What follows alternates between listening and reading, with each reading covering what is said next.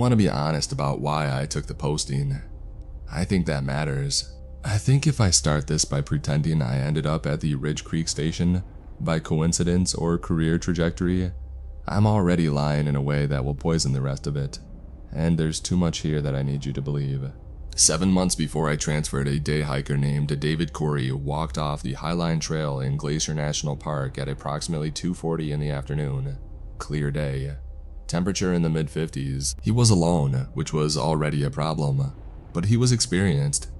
He had a PLB, and the weather was holding. Nothing about the situation screamed emergency. I was the ranger on duty at the Granite Park station when the report came in. A couple coming down the trail had passed Corey heading toward the ridge, and an hour later found his pack sitting on a rock 30 yards off trail with no sign of him. I made a judgment call. The cloud line was dropping. There was a grizzly advisory on that section of the backcountry, and I had one other ranger available. I decided to wait for morning. I filed the report, organized a dawn search team, and went to bed. They found David Corey at 6:15 a.m. the next day, 400 yards from the trail, at the base of a scree slope. He'd fallen sometime in the night, broken both legs, died of exposure. His hands were torn up from trying to drag himself, and the tracks in the gravel showed he'd covered maybe 20 feet before he stopped moving. 400 yards, I could have walked it in 5 minutes. The investigation cleared me. Protocol supported the decision to wait, but protocol doesn't change the fact that a 31-year-old middle school teacher died alone on a rock field in the dark, because I decided the risk profile didn't justify a night search, and it doesn't change the image I carry around, his hands, the gravel, the 20 feet. I couldn't work at Glacier after that. Not because anyone blamed me, but because every call that came in, every overdue hiker, every crackling radio report landed on the same bruise. I started making bad decisions in the other direction. Going out in conditions I shouldn't have, pushing searches past the point of safety, volunteering for backcountry postings where I'd be alone and accountable. My supervisor pulled me aside in March and told me I was going to get someone else killed if I kept performing penance instead of doing my job. She was right. I put in for a transfer the next week. The Ridge Creek Ranger Station sits in a section of the Monongahela National Forest that most people have never heard of. It's not on the popular trail maps, it's not near the scenic overlooks or the waterfalls that draw the Instagram crowd. It's old-growth forest and unmarked hollows and ridgelines that haven't changed in any meaningful way since before Europeans arrived. The station itself is a cinder block rectangle from the 1970s, with a metal roof and a wood stove, sitting at the end of a Forest Service road that turns to mud every time it rains.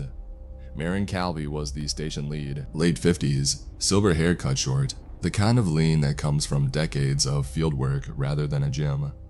She shook my hand once on the morning I arrived, looked at me like she was reading a file that wasn't in my personnel folder, and said, "You're here because of something that happened at your last posting." It wasn't a question. "Yes, ma'am." Don't call me ma'am, and I don't need the details. Everyone who transfers to Ridge Creek is running from something. It's fine. I just need you to understand that whatever you're carrying, you leave it at the trailhead out here. The only thing that matters is whether you follow the protocols. There were 3 of us, Marin, me, and Davis Lyle, a 26-year-old from Elkins who'd been at the station for 2 years and had the permanent half-grin of someone who found his job either deeply satisfying or privately hilarious. He helped me move my gear into the bunk room and told me the water heater worked about 60% of the time and that cell service existed in exactly one spot on the ridgeline behind the station if I angled my phone west and didn't breathe. That afternoon, Marin sat me down at the plywood table in the common room and handed me a laminated card, yellow, scuffed at the edges, 4 lines of text in plain black type. "Read them," she said. "Then read them again." I read them. 1. Never follow a trail that isn't on your survey map, no matter how well worn it looks. 2. If you find stacked stones you didn't place, scatter them before you leave. Don't photograph them. Don't log their GPS position. 3. Between 2 a.m. and 4 a.m., be inside a structure. If you're on patrol, reach 1 before 2. No exceptions. 4. If you find a missing person sitting upright and unresponsive, do not touch them. Radio base and wait. I looked up. These are the protocols. These are the only ones that matter. Can you tell me why? Marin pulled the card back across the table and slid it into a drawer. I can tell you they're based on 40 years of observation by rangers who worked this section before us. I can tell you that every ranger who's followed them has been fine, and I can tell you that I've seen what happens when they're not followed. But you can't tell me why they work.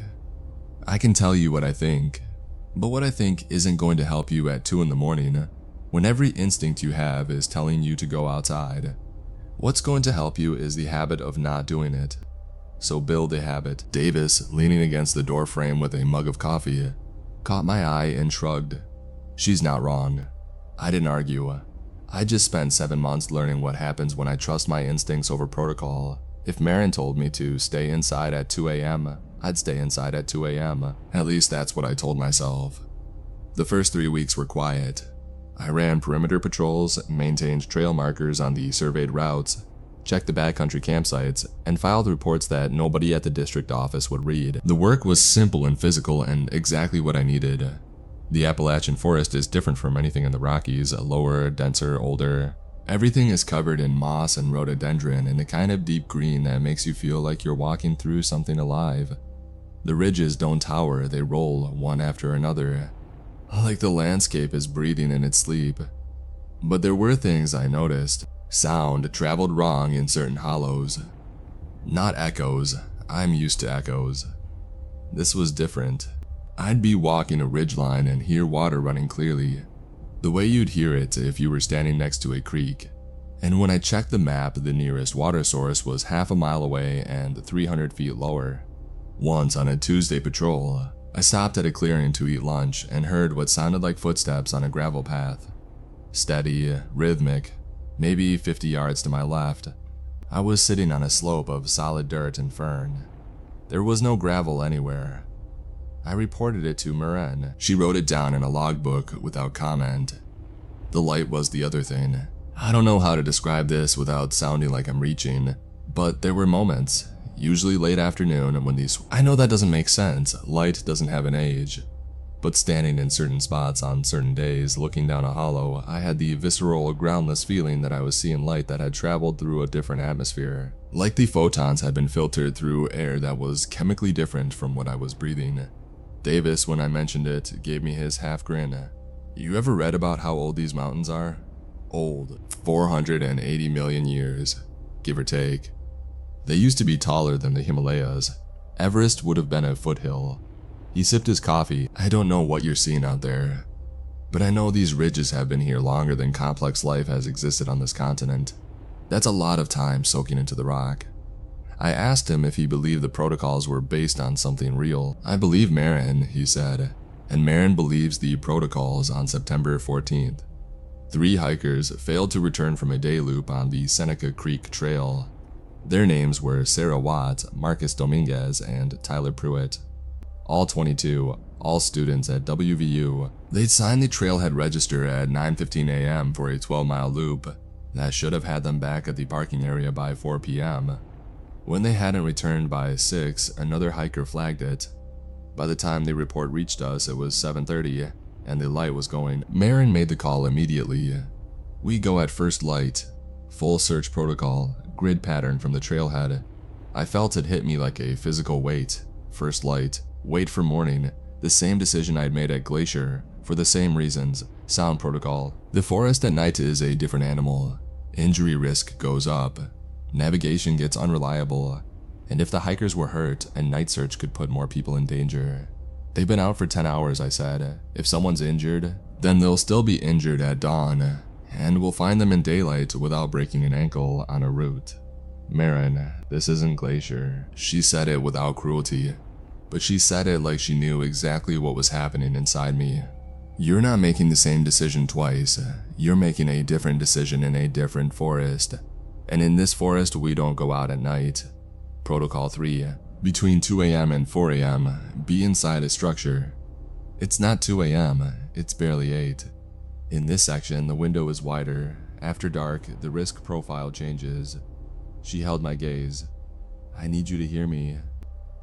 We go at dawn. I heard her. I also heard David Corey's hands on the gravel, dragging. I slept for approximately 40 minutes. At 2:15 a.m., I was lying on my bunk, staring at the ceiling, listening to the forest outside the station walls. Wind in the canopy, the occasional creak of a branch, nothing unusual, nothing threatening. At 2:30, I heard someone say my name, not loudly, not in a whisper, just my name spoken in a conversational tone from somewhere outside the station, in a voice I didn't recognize, a man's voice, maybe middle-aged, perfectly calm. I sat up. The station was dark. I could hear Davis breathing in the next bunk, slow and even through the window. The tree line was a wall of black. The voice didn't come again. I lay back down. My heart was running at about 140, and it took 20 minutes for it to come down. I told myself it was an auditory hallucination, hypnagogic state, sleep deprivation, stress, totally explicable. I didn't go outside, Protocol 3, but David Corey was still lying on the gravel in my head. And 3 more people were out in that forest, and I was in a cinder block box doing exactly what I swore I'd never do again. We deployed at 5:40 a.m. The fog was thick enough to leave water on my eyelashes. Marin took the north grid, Davis the south, and I drew the eastern section, upstream along Seneca Creek, then over the ridge into the drainage on the other side. Standard procedure. Radio check every 30 minutes. By 10 a.m., we'd found nothing. No gear, no tracks, no sign of deviation from the trail. I was working my way along a spur ridge when I saw it, a trail. It came off the main path at a slight angle, heading northeast into a hollow I couldn't see the bottom of. It was well worn. Packed earth, clear sight lines, even a few exposed roots smoothed down by what looked like years of foot traffic. It looked more established than some of the marked trails in the park. It was not on my map. I stood at the junction for a full minute. The fog was thinner up here, and I could see the trail descending through a corridor of hemlocks that had to be hundreds of years old. The trees were enormous, 4 or 5 feet in diameter. The undergrowth was sparse, the way it gets in old growth stands where the canopy blocks most of the light. Protocol 1. Never follow a trail that isn't on your survey map, no matter how well worn it looks. I keyed my radio. Base. This is Harlan on the east grid. I've got an unmarked trail off the spur ridge, heading northeast into the hollow static. The ridge lines around here played hell with radio signals. Base. Do you copy? Nothing. I looked at the trail. I looked at my map. I thought about 3 22-year-olds who'd been in this forest for almost 24 hours. I thought about the unmarked trail, and how if they'd seen it too, they might have followed it thinking it was a shortcut. And I thought about David Corey. I followed the trail. The descent took maybe 15 minutes. The hollow was deeper than it looked from the ridge. I dropped 300 feet before the ground leveled out. And by then, the forest had changed around me in a way I couldn't immediately articulate. The trees were still hemlocks, but bigger. Much bigger. Some of them were 6 or 7 feet across, with bark patterns I didn't recognize. Deeper furrows, almost geometric. The light filtering through the canopy had that quality I'd noticed before. That sense of age, of having passed through a different sky. The air was different too. Not the temperature or the humidity, but the smell. It smelled green in a way that modern forest doesn't. A density of chlorophyll and decomposition and something mineral underneath. Like wet limestone, like the rock itself was exhaling. I found the cairns at the bottom of the hollow. There were dozens of them, maybe 60 or 70, scattered across a clearing at the base of the drainage. They were stacked carefully. Not the haphazard little piles hikers sometimes build for fun, but deliberate columns of flat stones, some of them 3 feet tall, balanced with precision. They covered the clearing in an irregular pattern that didn't correspond to anything I could identify. Not a grid, not a circle. Something else, something that felt like it should be meaningful but that I couldn't parse. Protocol 2. If you find stacked stones you did in place, scatter them before you leave. I should have stopped. I should have dismantled every one of them. But I was 24 hours into a search for 3 missing people, standing at the bottom of a hollow that wasn't on any map, and the cairns were not my priority. I made a mental note of the location and kept moving. I found Sarah Watts sitting at the far edge of the clearing. She was upright. her back against the base of an enormous hemlock, her legs extended in front of her. Her eyes were open, she was breathing. Her pack was beside her, zipped shut, as if she'd set it down carefully before sitting. She showed no signs of injury, no blood, no torn clothing, no visible distress. She was looking at something I couldn't see. Her eyes were focused on a point about 30 degrees above the horizon, somewhere past the tree line on the opposite ridge. She was tracking something. Her pupils were dilated despite the daylight, and there was an expression on her face that I've been trying to find the right word for ever since. It wasn't fear, it wasn't wonder. It was the look of someone who is receiving information so far outside their frame of reference that their face has simply stopped trying to correspond to an emotion. Protocol 4. If you find a missing person sitting upright and unresponsive, do not touch them. Radio base and wait. I keyed the radio base. This is Harlan. I found one of the hikers. She's responsive but catatonic. I'm at the bottom of the hollow and northeast of my last grid position.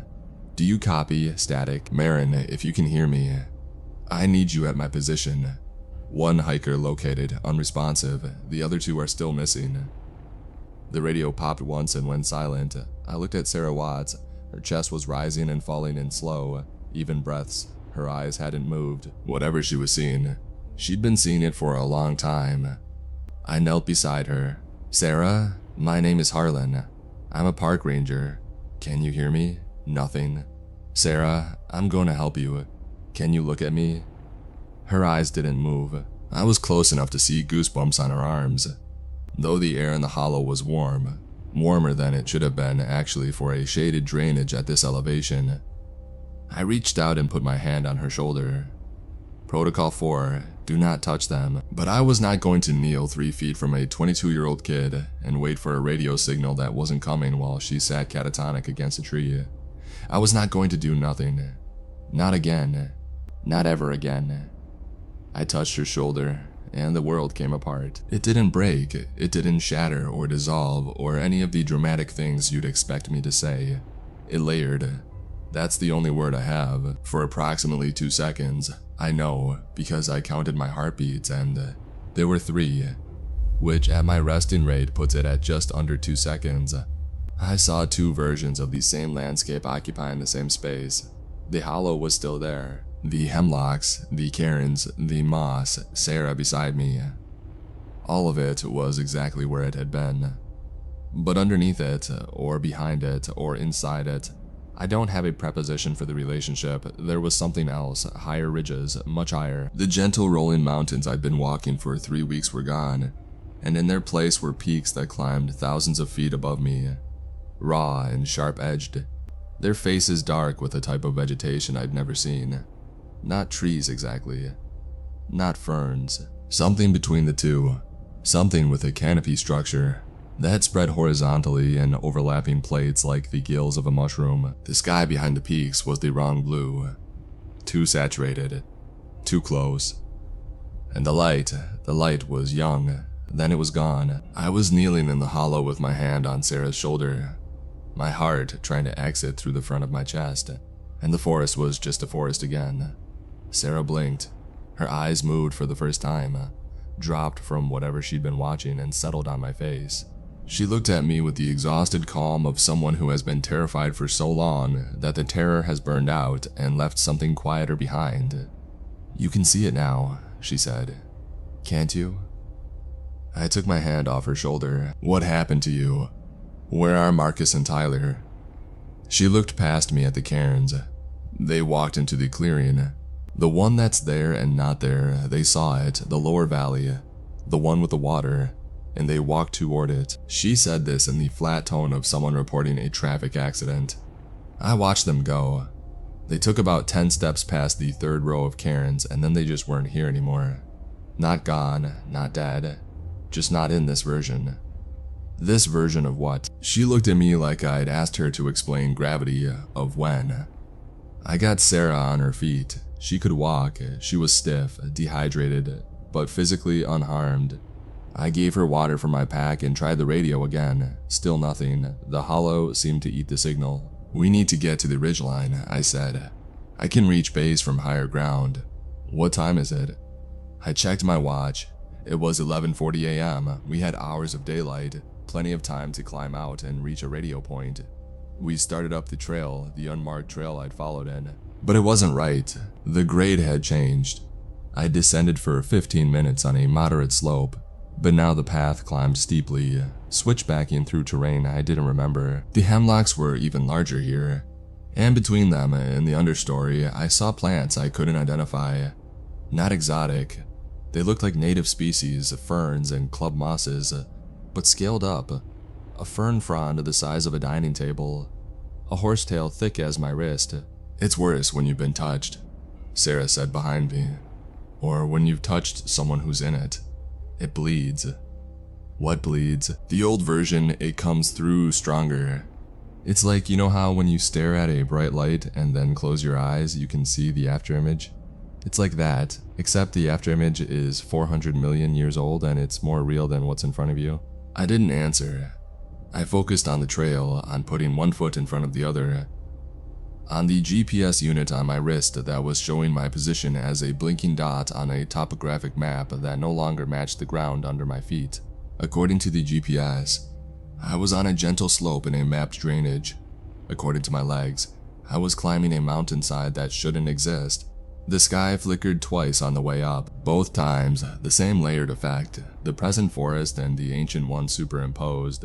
The peaks towering overhead, the light too young, the vegetation wrong. Each flicker lasted maybe a second. Each one left me dizzy and slightly nauseous, like stepping off a boat after a long crossing. We reached the ridge at 1:15 p.m. I got signal. Base, this is Harlan. I have Sarah Watts, she's ambulatory. I'm on the East Ridge. The other two hikers are. I stopped. What was I going to say? They walked into a different version of geological time. The other two are unaccounted for. I need extraction at my position. Marin's voice came through, flat and controlled. Did you follow an unmarked trail? Yes. Did you find Karen's? Yes. Silence. Then, did you touch her? I closed my eyes. Yes. A long breath on the other end. Stay on the ridge. I'm coming to you.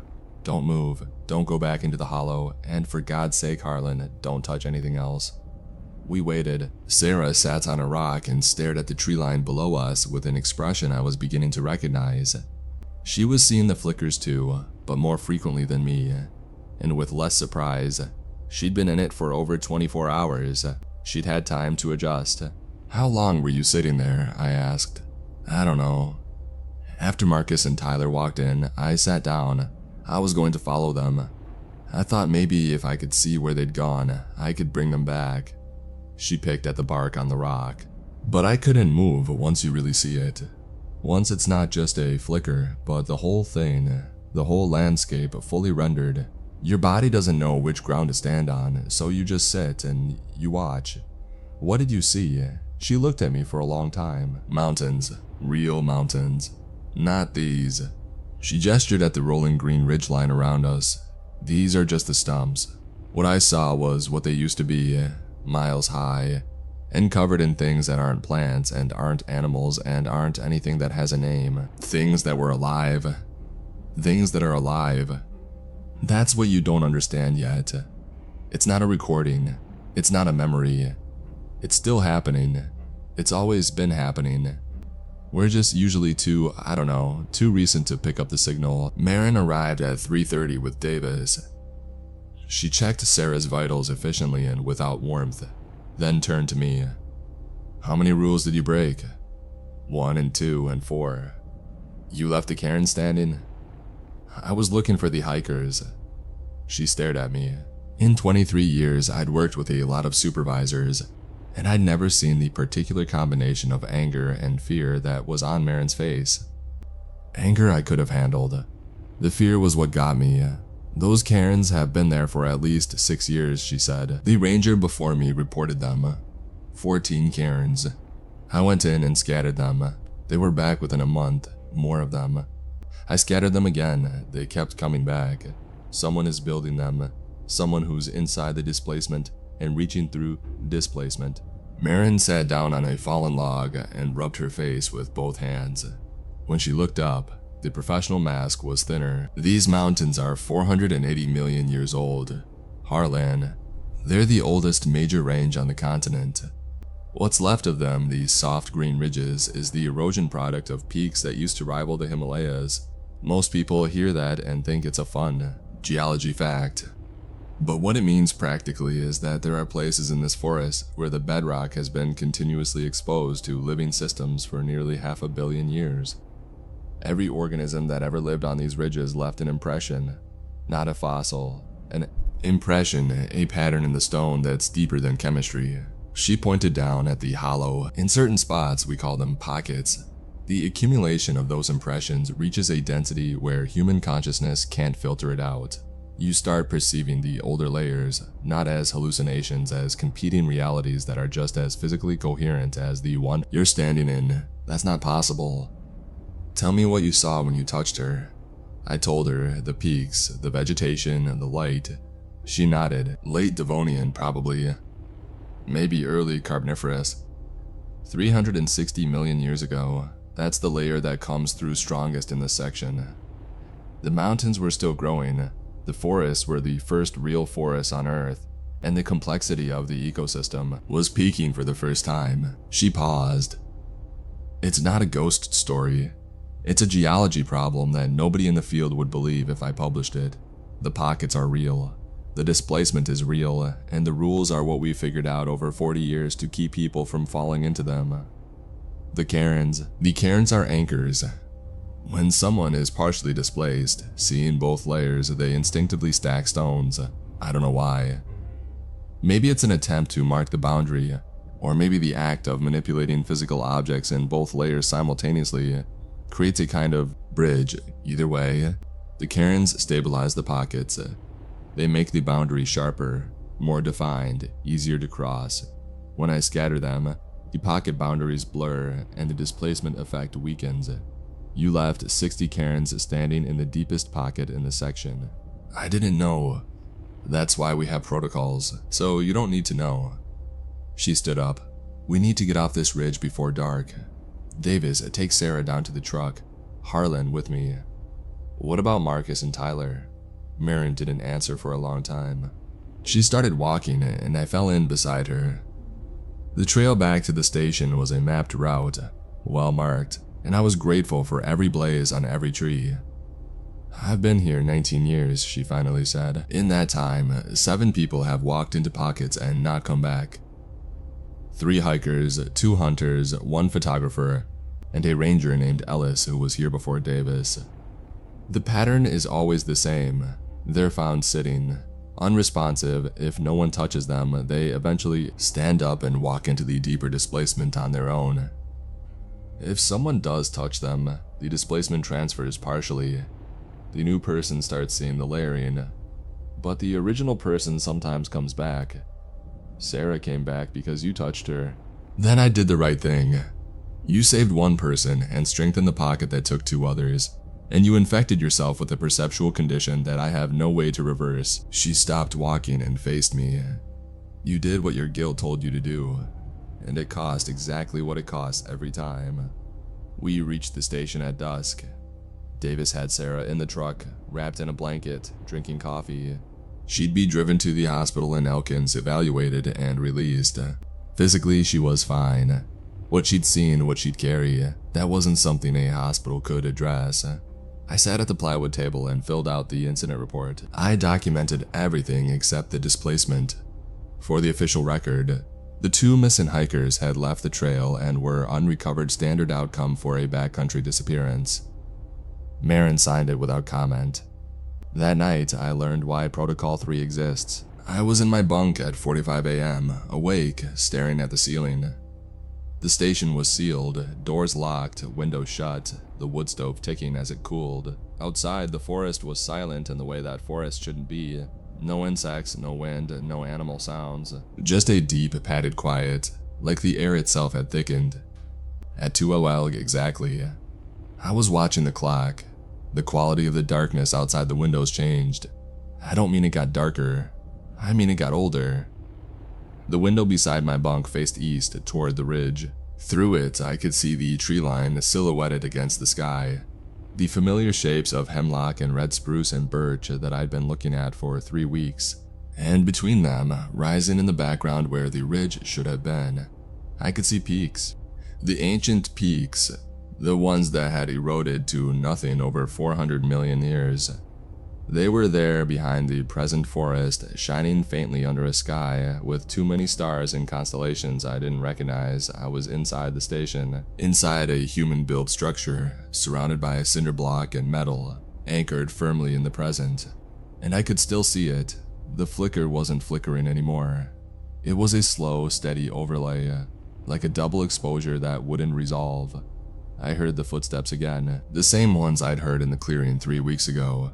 Steady, rhythmic, on a surface that didn't exist, except now they were close, just outside the station, walking a path that ran through the space where the station's east wall stood. Something was walking a trail that had existed 360 million years ago, and its footsteps were passing through the building as if the building weren't there. I didn't move. I didn't go to the window. I lay in my bunk with my hands flat at my sides, and I breathed and I waited. The footsteps passed. They faded to the south, following a contour that corresponded to nothing on any map. At 4 o'clock, the peaks faded. The tree line returned to normal. The stars rearranged themselves into patterns I recognized. I lay there until dawn, thinking about what Marin had said. The pockets are real, the displacement is real, and the rules are what we've figured out to keep people from falling into them. She was right about all of it, but she'd left something out. The rules didn't work for me anymore. I was inside a structure at 2 a.m. I followed Protocol 3 to the letter, and I still saw it, because Protocol 4 wasn't just a safety rule. It was a containment rule. Don't touch them, because the displacement is transferable. And once it's in you, the other protocols can only reduce the intensity. They can't stop it. I told Marin the next morning. She poured me coffee and sat across from me and listened without interrupting. How clear was it? She asked when I finished. Clear enough to see the peaks. Clear enough to hear footsteps. But you could still see the station, the real trees, the present. Yes. She nodded slowly. Then it's partial. You're not fully displaced. You're running both channels at once. She took a drink of coffee. Ellis was the same way. For about 2 months, he could see both layers. He used it, mapped the pocket boundaries better than anyone before or since. He could literally see where they were. What happened after 2 months? The old layer started getting louder, more vivid, more detailed, he said. It was like the present was becoming the afterimage, and the ancient landscape was becoming the real one. She set down her mug. One morning, I came in and his bunk was empty. He'd walked out sometime in the night. We never found him, and you think that's gonna happen to me? I think it's going to try. I stayed. I need you to understand that I didn't stay because I was trapped or because Marin guilted me or because I had nowhere else to go. I stayed because in the weeks that followed I realized I could do something no one else at Ridge Creek could do. I could see the pockets, not all the time, not with perfect clarity. But at dawn and dusk, when the light was transitional, I could see the shimmer at the boundaries, a faint doubling of the landscape like heat haze, except it wasn't heat. It was time, layered time, bleeding through at the edges, and I could see where the boundaries were moving. I spent October and November mapping them. Marin gave me acetate overlays for the survey maps, and I marked every pocket boundary I could identify. There were 11 in our section. Most were small. A clearing here, a hollow there, a stretch of ridgeline where the old peaks ghosted through. The big one was the hollow where I'd found Sarah, with 60 cairns anchoring it. That pocket was the size of a football field, and the displacement was strong enough that even Davis, who had no transferred sensitivity, reported feeling dizzy near the edge. I went back in November and scattered the cairns, all of them. It took 6 hours. Every stone I pulled from a stack felt heavier than it should have, and when each cairn fell, I felt something in my perception shift, the overlay dimming slightly, the ancient layer receding. By the time I'd finished, the pocket had contracted to maybe a quarter of its original size. The cairns started reappearing in December. 3 at first, near the center, then more radiating outward. Someone was rebuilding them stone by stone in a pattern I was beginning to recognize. It was the same pattern the originals had been in, exactly the same. I went back and scattered them again, and again in January, and again in February. Each time they returned within weeks. Each time, the pattern was identical. Marin watched me do this with an expression I couldn't read. Ellis did the same thing. She said once for about a year, "I'm not Ellis, no. But you're starting to spend a lot of time in the hollow." She wasn't wrong. I was drawn to it, not emotionally, not supernaturally, but practically. It was the most active pocket in our section, and I was the only person who could see its boundaries. If I didn't manage it, who would? But there was something else. Something I haven't told anyone until now. In March, the overlay started showing me things that moved. Not the wind, not the ancient vegetation swaying. Something else. Something that walked the ridgelines of the old landscape on limbs I couldn't count. In a body plan that didn't correspond to any phylum I had studied. It moved slowly, deliberately, along paths that had been worn into the ancient rock by what must have been millions of years of repetition. It was enormous, not tall, but long, stretched across the terrain like a living ridgeline, and its surface was textured in a way that suggested something between bark and mineral growth, as if the boundary between the geological and the biological hadn't been fully established. Yet, 360 million years ago, the first forests on Earth were growing on these mountains. The first complex ecosystems were assembling themselves, and this thing, whatever it was, had been part of that assembly. Not a predator, not prey. Something more fundamental. Something structural. Something that had been walking these ridges since before the concept of walking had been fully invented. It moved through the overlay like it belonged there, which it did. It was as native to that ancient landscape as the hemlock trees were to the present one. I watched it from the ridge above the hollow, standing in the March wind, and I understood with perfect clarity that it had always been there. It hadn't arrived, it hadn't awakened. It had simply been walking its circuit for 400 million years, and I was the one who had recently developed the ability to see it. In April, it changed direction. I was watching it move along its usual path, south to north along the old ridgeline, following a contour that corresponded to nothing in the present landscape. When it stopped, its forward motion ceased. The front section of its body, if you could call it a front, shifted orientation toward me. I couldn't see eyes, I couldn't identify sensory organs, but the change in its bearing was unmistakable. It had been walking its path, and now it was facing the point in the overlay where I stood, as if it had noticed for the first time in deep time that something was watching. I stepped back. The overlay shimmered. The present forest reasserted itself. The low green ridges, the birch and hemlock, the soft Appalachian sky. The ancient peaks faded. The thing was gone, but it had looked at me, across 360 million years of geological time, through a gap in perception that shouldn't exist. Something that predated complex life had registered my presence and turned to face me. I told Marin. She listened. She didn't tell me I was losing my mind, which I appreciated and also found frightening, because it meant she believed me. Ellis saw things too, she said. Near the end, he described them as shapes on the ridgeline. He said they moved like rivers. Did he say they looked back? She was quiet for a long time. No, he never said that.